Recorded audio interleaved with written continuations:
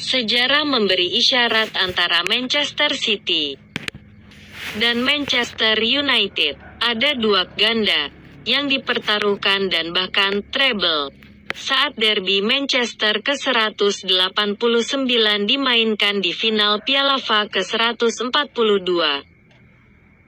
Bentrokan hari Sabtu di Wembley akan melihat juara Liga Premier City mengambil langkah besar untuk mencapai treble Liga, Piala FA dan Liga Champions dengan menambahkan piala ke mahkota kejuaraan mereka, atau United memenangkan Piala FA ke-13 mereka untuk melengkapi piala ganda domestik, setelah memenangkan Piala Carabao dengan mengalahkan Newcastle pada bulan Februari.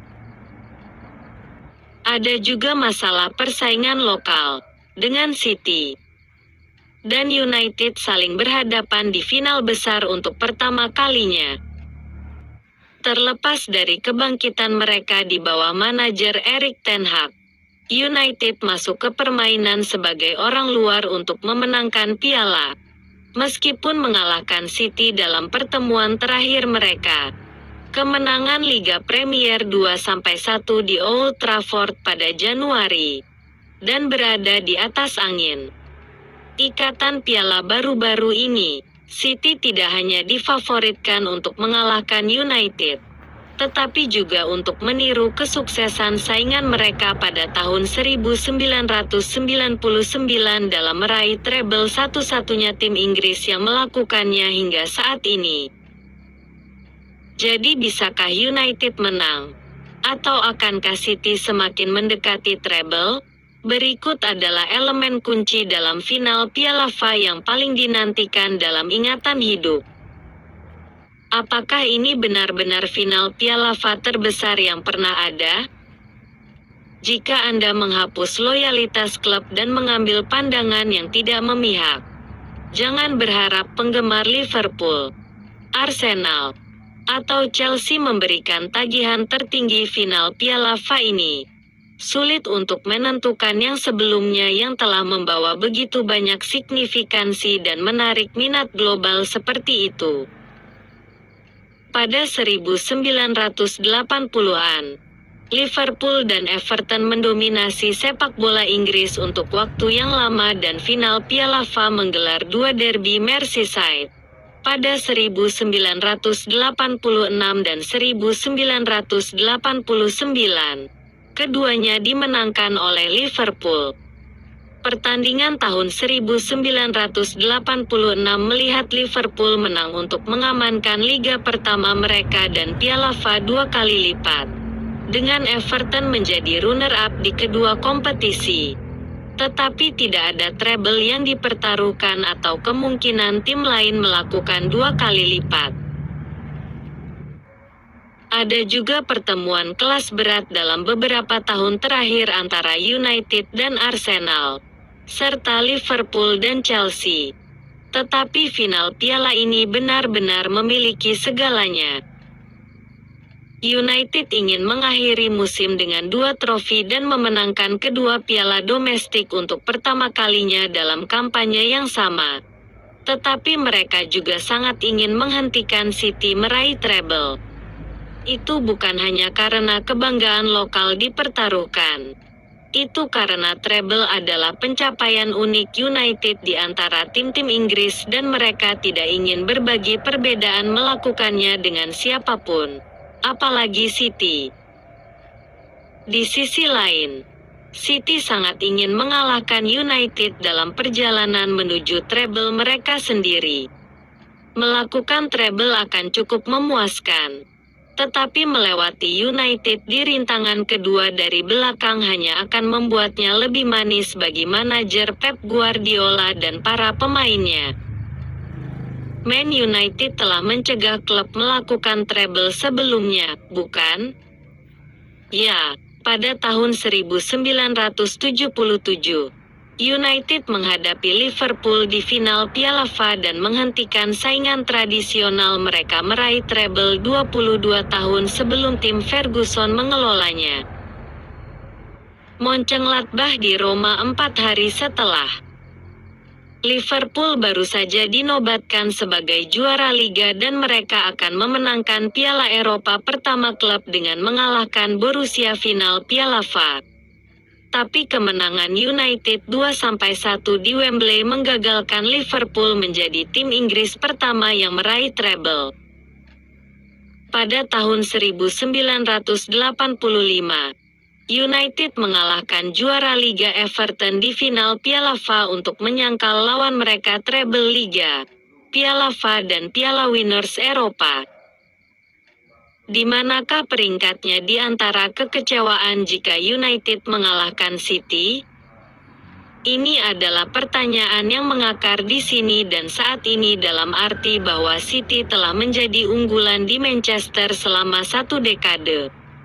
United belum selesai di atas rival sekota mereka di Liga Premier sejak terakhir memenangkan gelar pada 2013 dan jumlah trofi sejak itu.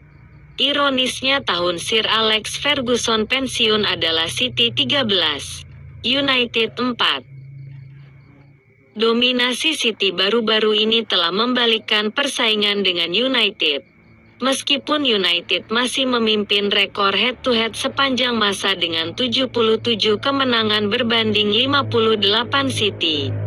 Dan mereka difavoritkan untuk memenangkan final ini. Bentuk mereka lebih unggul. City hanya kalah sekali dalam 26 pertandingan terakhir mereka dan itu terjadi pada pertandingan terakhir musim Liga di Brentford. Dengan pemain kunci mereka diistirahatkan dan gelar sudah selesai. Secara historis, United adalah klub yang lebih besar dan lebih sukses dari jarak tertentu. Jadi untuk mengatakan itu akan mengejutkan jika mereka menang pada hari Sabtu tampaknya sedikit tradisi dan sejarah mereka. Tetapi tidak dapat disangkal bahwa City adalah favorit kuat dan kemenangan United akan menjadi kejutan besar. Kemenangan final Piala FA 1973 Sunderland melawan Leeds United yang hebat dianggap sebagai kejutan terbesar dari mereka semua karena Sunderland adalah tim lapis kedua pada saat itu. Tapi West Ham, juga lapis kedua, mengalahkan Arsenal pada 1980. Juara bertahan Liverpool kalah dari Wimbledon pada 1988 dan Wigan yang terdegradasi mengalahkan City pada 2013 juga merupakan kekecewaan yang tak terlupakan. United mengalahkan City tidak akan melampaui semua itu. Tapi itu pasti akan signifikan.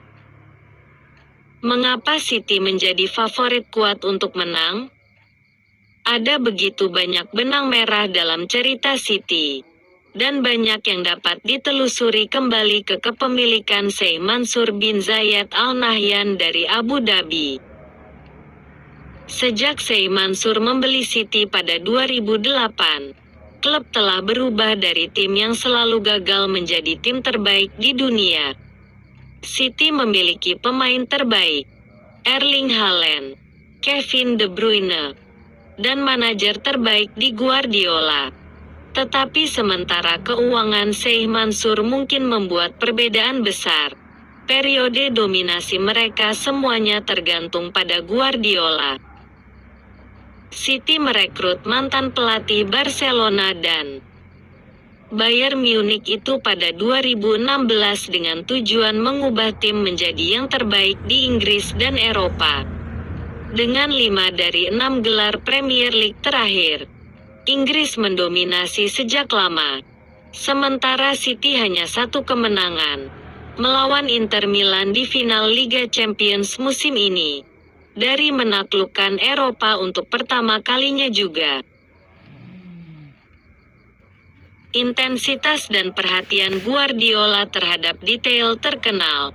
Tetapi kemampuannya untuk terus berkembang dan menemukan kembali pemainlah yang menandainya sebagai yang terbaik. Bek tengah John Stones telah diubah menjadi gelandang musim ini. Bek sayap remaja Rico Lewis telah dipercaya untuk beroperasi sebagai bek kanan dan gelandang bertahan. Sementara Jack Grealish, Nathan Ake, Riyad Mahrez dan Rodri semuanya telah memainkan permainan mereka. Tingkat baru. Tidak ada tim yang bekerja lebih keras dari Manchester City dan itu adalah bukti kemampuan Guardiola untuk memotivasi sekelompok pemain yang telah memenangkan hampir segalanya dalam permainan. Jadi, bagaimana United bisa mengalahkan City? Kabar baiknya bagi United adalah mereka menang 2-1 saat kedua tim terakhir bertemu di Liga Premier di Old Trafford pada Januari. United juga memenangkan 5 pertemuan Piala FA terakhir mereka dengan City. Tapi saat panas sedang memanas, City telah mengalahkan semua lawan terbesar mereka sejak kalah di Old Trafford. Liverpool 4-1, Arsenal 4-1, Bayern Munich 3-0, dan Real Madrid 4-0. Semuanya telah dikalahkan oleh tim Guardiola baru-baru ini. Jadi United memiliki tantangan besar di depan mereka. United hanya harus memainkan permainan disiplin dan terorganisir yang sama seperti yang mereka hasilkan saat mengalahkan City pada Januari. Pada kesempatan itu, tim Ten Hag memotong jalur pasokan ke Haaland dengan meniadakan De Bruyne. Tetapi mereka juga beruntung dengan keputusan offside VAR yang kontroversial memberi United jalan kembali ke permainan setelah Grealish mencetak gol pembuka untuk City. Jika United ingin menang, mereka perlu meniru performa itu dan berharap penyerang Marcus Rashford dan Jadon Sancho bisa menembus lini belakang City dan memanfaatkan peluang yang didapat. Absennya Lisandro Martinez karena patah metatarsal akan berdampak pada pertahanan United. Tetapi mereka mengalahkan City tanpa pemain internasional Argentina itu pada Januari. Jadi mereka harus melakukannya lagi. Ini semua tentang menghentikan Haaland, bukan? Tidak terlalu. Penyerang City itu telah mencetak 52 gol dari 51 pertandingan di semua kompetisi musim ini dan jelas merupakan ancaman terbesar bagi United. Mantan penyerang Borussia Dortmund itu mencetak hat-trick dalam kemenangan 6-3 melawan United Oktober lalu. Jadi dia sudah memiliki selera untuk mencetak gol di pertandingan derby. Tapi City lebih dari sekadar tujuannya. Hat-trick Mahrez membuat mereka menang 3-0 melawan Sheffield United di semifinal. Dan City memiliki 4 pemain lain yang menyumbangkan gol atau lebih di kompetisi musim ini: Alvarez, Phil Foden, dan De Bruyne, sementara Ilkay Gundogan mencetak 9 gol dari lini tengah. Tim ini bisa mencetak gol dari area manapun dan itu adalah masalah besar bagi United. Jika mereka menghentikan Haaland, itulah satu bagian dari pekerjaan. Ada begitu banyak ancaman lain yang harus dihadapi juga. Apalagi yang perlu kita ketahui?